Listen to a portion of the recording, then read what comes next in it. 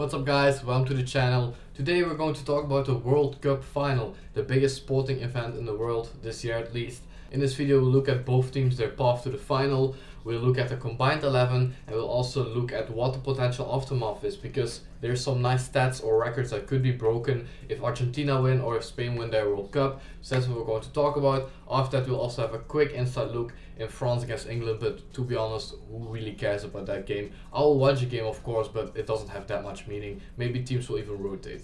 Let's start with Spain, and Spain of course on an incredible run. They had a little slip at the start of the group stage against Cape Verde, also a team that gave Argentina a pretty rough time, as you can see here. So 0-0 draw. Many people were already a bit wondering, is Spain really going to be a serious contender this year? They can't score against Cape Verde, but obviously they were the better team and weren't even showing big signs of weakness in the back or at attack. They were still searching for it. Will Oyarzabal play, Ferran Torres, Pedri, Fabian Ruiz? So of course, the start of the World Cup, this is also a clear indication of growing into the tournament. But then second game, they immediately silenced the haters with a 4-0 thrashing win against Saudi Arabia. And there we immediately saw, let me quickly look, that Oyarzabal will play a big role in their campaign, because Spain don't have a clear number one. Morata was there before, but to be honest, I understand why they didn't take Morata. We see Oyarzabal as a striker in 45 minutes, 2 goals and an assist. Now later, Spain also won against Uruguay. It was a closer game, and they managed to qualify as first in the group. So in the knockout, Spain faced Austria, 3-0 win in the bag, nothing to worry about.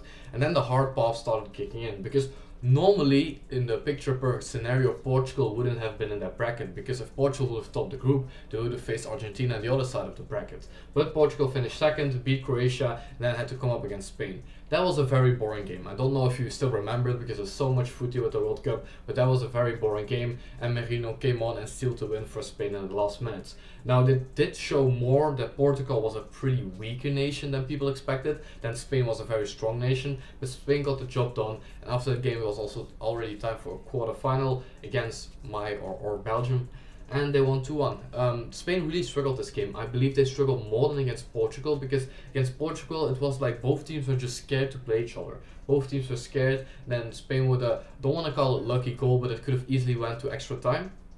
And that was also the case against Belgium, because until then Spain didn't concede a single goal. They scored first, Belgium equalized pretty straight after, before the end of the first half. And then Merino with a pretty lucky goal. We all know the story. Courtois went off injured, Lammens came on, wasn't really warmed up, couldn't hold on to the ball, and Merino scored a tap-in the 88th minute. So it was a bit lucky, and this was the first game, in my opinion, if we ignore Portugal. Portugal is a bit of a 50-50 game, but Spain weren't flawless. They weren't like, we're contenders, we're going to win it all, because they also showed weaknesses. Because even though Spain have Lamine Yamal, the best winger in the world, they don't rely on him, or they don't rely on individual class like maybe Argentina does. And you see their front line, it's not bad, but will in 5 years you see, oh, this was an amazing world champion, amazing run, when you see Baena, Olmo, Oyarzabal? I don't think so. So that was maybe the problem a little bit. Belgium weren't even defending well, but Lamine Yamal, he was doing things. He's man of the match, but of course this game wasn't that good. He was man of the match, but if you keep him out of the game, he had a couple of shots. Then the attack with Oyarzabal, have him covered, it's not that special. I remember some combinations with Olmo, with Oyarzabal that they can create, also against France later in the tournament, but it's not that special. Spain are just collectively one good team, and that's maybe something they'll struggle against Argentina, because Argentina is also a collective very good team. Now, after this questionable performance against Belgium, they faced France, of course the big favorites to win it all, and they completely dominated France. I'm going to be very honest, I thought France was going to smash Spain 2-1, 3-1, something like that, but no, Spain showed a very disciplined performance with a 0-2 win. Penalty, it was a penalty, but of course, it was very unlucky, just dumb from Digne, to be honest. And they dominated it. Mbappé, Olise, Barcola, Doué, Dembélé, Cherki, Deschamps brought all of them on, but we didn't saw anything, so very good performance. Spain and De La Fuente, very good job. Lamine Yamal wasn't even that great, whereas Zabal, Olmo, they weren't masterclasses. Even Unai Simon, who's man of the match, made a couple of saves, but it's not like he did the unthinkable. So props to Spain for their run. Yes, it wasn't always as smooth, but still overall, if you look at previous campaigns of World Cup champions, it's not like they win every game 5-0. So still a very good campaign so far from Spain, and I think even if they lose the final, they can still be very happy with this campaign. Let's look at the other side of the final right now, Argentina. And Argentina have actually won every single game. I kind of forgot that. But they've started against Algeria, 3-0 win in the bag. Second game, 2-0 win against Austria in the bag. And then against Jordan with a rotated side, 1-3 win, nothing to worry about. And then they came up against Cape Verde. I know everyone's saying, oh, they got the easy path. They're going to be in the semi-finals easily against England. Or against Norway or against Brazil, easy. But then against Cape Verde, we all know this game. You know this game, I know this game. They struggled. Cape Verde gave Argentina a very hard time, and it's the only team I think in history. Don't know. I saw that somewhere on social media. I don't know if it's true, but could be the only team in history that faces both World Cup finalists and didn't lose against them in 90 minutes. So yeah, they struggled, and of course Argentina got it done because on paper but also on the field they have more quality, so over time they'll surely had it done. But with a little bit of unluckiness, it was penalties, and then you never know. Then after Cape Verde came Egypt. Again, a very tough game, amazing comeback, and that's very positive because the group feels better after that comeback, but it was a very shaky game. They were down 0-2 until the 80th minute, and then they came back, but it was very shaky. Then against Switzerland also, it had to take them 120 minutes to beat Switzerland. And then against England, I think they were the underdog. I didn't saw the odds or the stats. I don't really look at pundits or anything because a lot of them are just waffling or pushing their own agenda. I think England were favorites and Argentina won 1-2, and they were not that great. I mean, Argentina were okay. I think the first half was pretty 50-50 between the two. And then England started, I wouldn't say dominating, but they were better than Argentina. And then you can blame Tuchel, you can blame this, you can praise Messi, you can praise Argentina. Then after the goal, England dropped back completely. If you look at the momentum, you see that Argentina dominated and they finally cracked the code in the 85th minute with a shot from Fernandes, and then Messi with the assist on Lautaro Martinez to seal the win before 90 minutes. And yeah, you can blame Tuchel on his approach, that they parked the bus, you can blame the England players.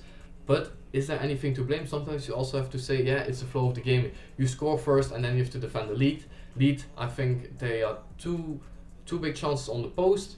One big Pickford save, you know they weren't going to hold it anymore, even though it was only like 10 minutes with extra time.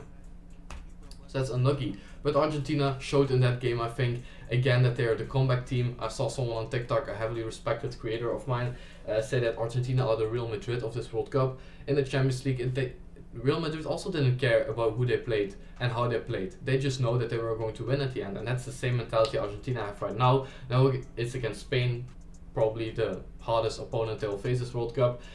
So can they do it again? I don't know. Alright, now let's make a combined 11, and before we start I want to say that this combined 11 will be heavily influenced by their form in this World Cup. Obviously if you have Messi against a player in the third division, whatever, obviously still going to be Messi, but I really take into account their form at this World Cup. So therefore, in goal I go for Unai Simon. Is he the better goalkeeper? No, but he has only conceded one goal, and Martinez has been pretty shaky so far. He conceded some goals where I thought maybe he could have done better. Unai Simon in the Spain shirt is just way different than in Athletic Bilbao kid, because he has Joan Garcia and David Raya behind him, the two best goalkeepers in the world, and he still starts and he performs.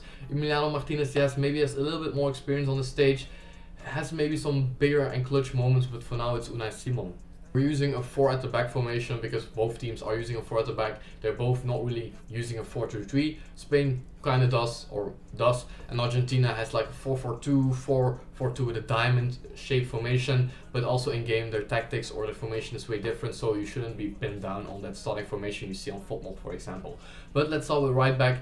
Even if Porro didn't have a great World Cup, which he's having a great World Cup, goal against Portugal, goal against France, he's having a very good World Cup after missing out on the first game. Then Llorente was starting, then he came in, but the backs of Argentina are a disaster. And we have Molina here, who was at fault at the goal from England, and the backs at Argentina are really a weak point, and I think Lamine Yamal will be happy to exploit that.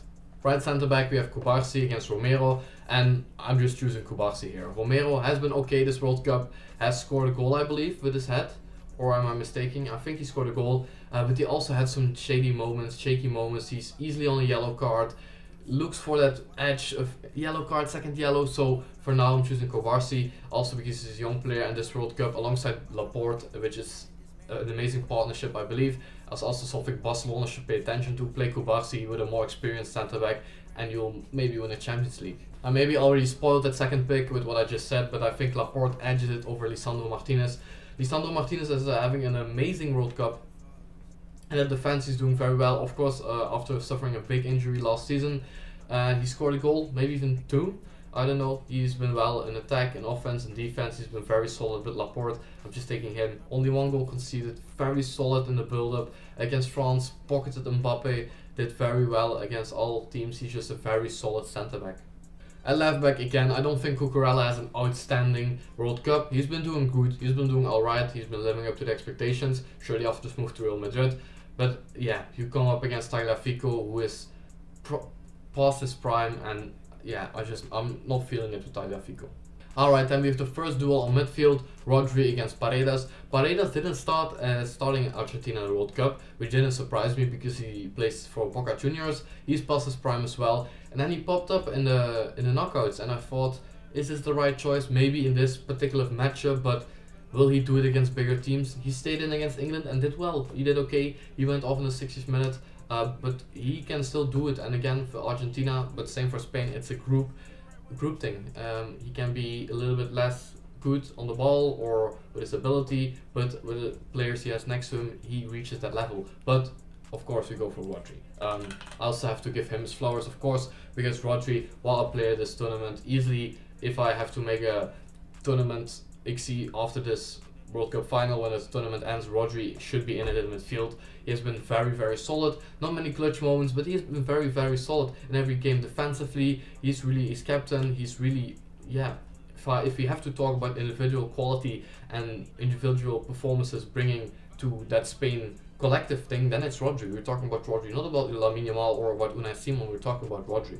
Second midfielder is Fabian Ruiz against Enzo Fernandez, and again I might be biased here, but I don't think I'm biased. Enzo Fernandez takes it. Fabian Ruiz, great player, but I think he's a little bit overrated because he's won back-to-back Champions Leagues. He's doing very well in that Spain midfield, but as a player, pure his ability, he's not something very special. Now Enzo Fernandez is also someone who doesn't have like one or two key attributes. He's also more an all-round player, but I think surely with the form of this World Cup, Enzo Fernandez showed that he should be in here, also because Pedri started the World Cup, Fabian Ruiz then came in because Pedri is also, yeah, he's not a player that's going to make a difference. I hate to say that I'm a Barcelona fan, but Pedri, he's a back pass merchant. He can control the tempo, he can do some very great things, he has amazing feet, but that key pass or that key tackle, he's lacking that to be a top midfielder. So for here we have Enzo Fernandez.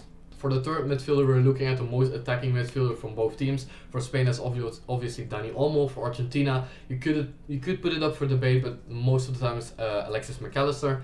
Now, it's a close one because both players, I wouldn't say are the same type, almost more like a pure 10, while McAllister is, for Liverpool at least, a more 8, sometimes even a 6. But I would edge this to Dani Olmo because I think he has not necessarily had a bigger World Cup, but at big tournaments, look at the Euros in 2024, he just performs more. And Dani Olmo is not the 10 that says, hi, I want the ball in my feet, play it to me and I'll distribute the ball to the wingers. No, he's just there for that one-touch combination like he showed some games for the goal against France from Pedro Porro and some games before as well. He's really decisive with only a couple of touches.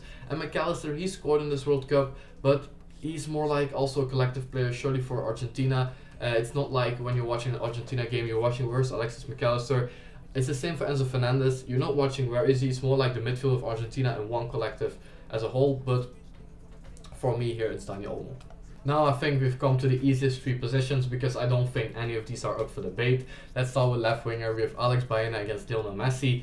Even though if Lionel Messi didn't really perform this tournament, which obviously he is, he would still edge it over Alex Baena. Nothing against him, he has been doing pretty okay. This Euros really battled for that spot, obviously also because Nico Williams wasn't fully fit, but obviously this place goes to Messi. Then the striker spot, maybe this one is up for debate if you consider just club football, player and everything, but this World Cup, if you take Oyarzabal against Julian Alvarez, it's obviously Oyarzabal. Alvarez is a better player, but right now in form and what he's done for Spain or for the national team is surely Oyarzabal. And then the right wing spot obviously is for Lamine Yamal. Is it a little bit cheating? I don't know, because Argentina don't play with a pure right winger. They have Rodrigo de Paul, they have Simeone, maybe another player who played 1 or 2 games, and yeah.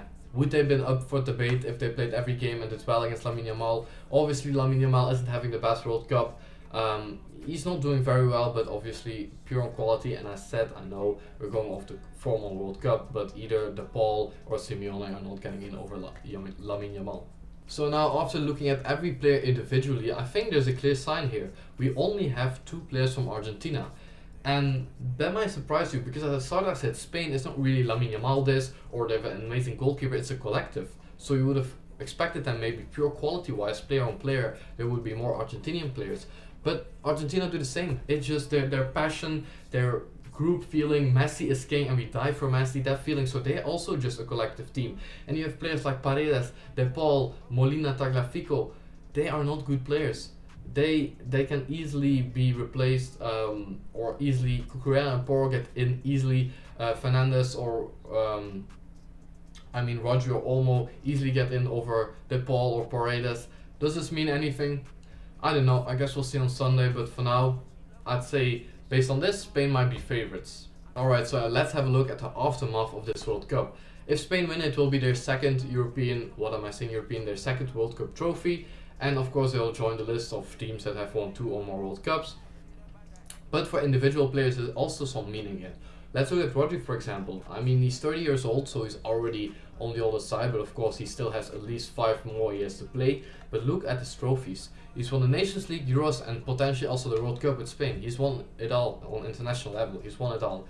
If you look at his trophy cabinet on club level, 4 Premier Leagues, a World Cup, 2 FA Cups, 3 Carabao Cups, Club World Cup, Super Cup, Community Shield. In England he's won it all. He won the Champions League, and he also won something at youth level and Atletico Madrid, but of course these two don't have that much meaning. But yeah, look at the trophy cabinet. That's crazy. That's just insane. So I wanted to show that. If you look at Lamine Yamal, 19 years old since a couple of days. Look at his trophy cabinet. Already won the Euros. And let's say he also wins the World Cup. He'll become the youngest ever player to win the Euros and the World Cup. That's a fact. And he also already won 3 La Ligas, Copa del Rey, and 2 or 4 less important trophies in Spain. But a Euros and a World Cup at 19 years old is something very special. And as I mentioned, no player ever has done that. Now, he desperately needs a Champions League in the coming years to really have that GOAT career or that trophy cabinet that Ronaldo has, Messi has, but that's irrelevant for now. He'll become the youngest ever player to win a Euros and a World Cup. Now I also want to talk about managers, because De La Fuente is on an amazing run for Spain, not just for the first team, because before he became the first team's manager, he was at the under-19s and under-21s, and he was successful with both. He won Euros in 2015 with the national team of under-19s, and then he won the Euros with the under-21s, and now he's won a Nations League and a Euros, and potentially also the World Cup. He's almost a hero in Spain, and he has done that in the span of 3 years, so 4 years, yeah, as a Spain head coach. Won all trophies you can possibly imagine, which is great. If you look at the Argentinian side, if Argentina win the World Cup, we obviously have to look at Lionel Messi, who will win his second World Cup as a captain, and he'll be the first player to captain his team to a second World Cup in the history of World Cups of football. Now, of course, all hypothetical. If he loses, then this of course doesn't apply, but if he wins the World Cup, it's his second World Cup where he leads his country as captain, and that's a new record or a new thing that hasn't happened before. Now his trophy cabinet is already insane, of course. Add another World Cup and you don't miss anything. 2 Copa Americas as well, 2 World Cups. He's won tons of La Ligas, 4 Champions Leagues, 3 or 4. It's amazing. You don't need to add anything more here. Now, I also want to give props to Scaloni. Of course, he managed to win the World Cup with Argentina in 2022, and now also he's on the verge of winning another one. And then he'll become the first, that's not true, the second manager to have back-to-back World Cups. The first manager was from Italy back in the day, 1930s, 1940s. He will become the second manager to win back-to-back World Cups, and obviously about back-to-back, Argentina as a whole will win back-to-back World Cups, and they win their 4th World Cup title, and that's just one away from Brazil, who are current champions or holding champions with 5th Champions League titles in history. Now, I also want to talk about Emiliano Martinez, because he will become the 4th goalkeeper in history to win 2 World Cups. And Emiliano Martinez is a weird one, because obviously he's a great goalkeeper, but he's at Aston Villa, who are not really fighting for the top trophies. He's already 33 years old, so I don't think he'll ever get that move to a top club again. But if you look at his resume, he won a Europa League with Aston Villa, not much. Arsenal, he farmed some FA Cups. and Community Shields. But yeah, he won 2 Copa Americas and 2 World Cups. For a goalie that has never been at Real Madrid, Barcelona, or top of the Premier League, Bayern, Juventus, AC Milan, that's still pretty impressive. And one more thing, there are only 9 players right now who have won 2 World Cups under the age of 30. And if Argentina win, there can be 3, 4, 5, maybe even players add to that list, because Enzo Fernandez was there in 2022, Alvarez was there, McAllister was there, and I believe Lisandro Martinez, I don't know, Romero was there, Molina was there, so they'll add a lot of names, surely on the bench as well maybe. Montiel, was he there? I think so. Who is else? Nico Gonzalez, I don't know, to be honest. Lautaro Martinez was there, so a lot of names will be added to that list with 2 World Cups, which of course happens when you win back-to-back. Now, what is my prediction? I really don't know, and I also don't want to make a prediction, because of course I can say something and there's nothing at stake, but if I make a prediction right now, my feeling will want to chase that prediction. So if I say 1-0 win for Spain, I'm going to secretly root for Spain in my head, and I don't want that. I just want a great final. Argentina, I might lean slightly towards Argentina because I'm a Messi fan. Enzo Fernandez, I really like the Argentinian spirit. I think what they're doing is incredible. But of course Spain, I'm a Barcelona fan, so Lamine Yamal, if he wins this World Cup. Also a big fan of Rodri, and also the backline, as I said, Kubarsi, Laporte, Unai Simon, big fan. So I'm just going to enjoy the World Cup final. I'm not a angry, salty Ronaldo fan or Messi hater. I'm just going to enjoy the final. And if you look at the bronze final or the fight for 3rd and 4th place, I think teams will rotate, because the predicted lineups, of course, these are not the lineups they'll surely put out, but you see a little bit rotation in both, maybe a little bit more for France.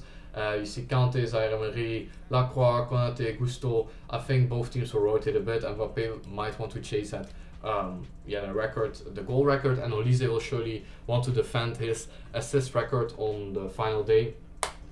So these 2 might still play for something, but all the rest, yeah, they're playing for 3rd place, but they all know it doesn't matter that much. It's something to put on your resume, like I won, what am I saying, 3rd place in the World Cup as a nation as well, but really, who really cares about that? So I hope you see a great final on Sunday. Let me know your prediction or your thoughts in my combined 11. Did I say something outrageous, or did I take something for granted that shouldn't be? Let me know in the comments. I want to thank you guys for watching, and I'll see you guys in the next video.